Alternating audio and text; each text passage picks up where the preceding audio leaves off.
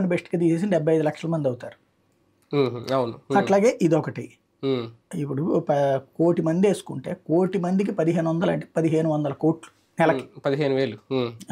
1,500 కదా ఇస్తానంది. 15,000 కదా.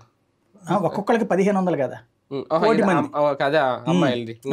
అవును. అదొక 1,500 కోట్లు, ఇదొక 15,000 కోట్లు అది అవుతుంది. కూడా ఇంట్లో ఎంతమంది ఉంటే అంతమందికా ఒక్కరికేనా? ఇంట్లో ఎంతమంది ఉంటే అంతమందికి. ఎంతమంది ఉంటే అంతమందికి కదా చెప్పింది. 18 ఏళ్ళ నుంచి ఆ లెక్క ఉన్నది 1,00,00,000 మంది. 1,30,00,000 ఎంత ఉన్నారు, వీళ్ళు 30,00,000 తీసినా 1,00,00,000 మంది అవుతారు.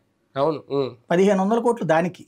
ఇప్పుడు పెన్షన్లకి మొన్న 4,500 కోట్లు ఏమైంది, అది ఇప్పుడు 3,000 తీసేస్తారు కాబట్టి 2,500 కోట్లు 3,000 కోట్లు అవుతుంది. అదొక 3,000, ఇదో 1,500, అక్కడికి ఒక 4,500 కోట్లు నెలకి ఇచ్చేయాలి. ఇక్కడ ఆదాయం పరంగా చూస్తే అట్లా లేదు. ఇప్పుడు అమ్మ ఒడి ఇవ్వాలా, ఇంకా రకరకాలు ఉన్నాయి కదా, విద్యా దీవెన, దానికి కూడా పేర్లు చెప్పారు కదా, ఇవన్నీ చాలా ఉంటాయి.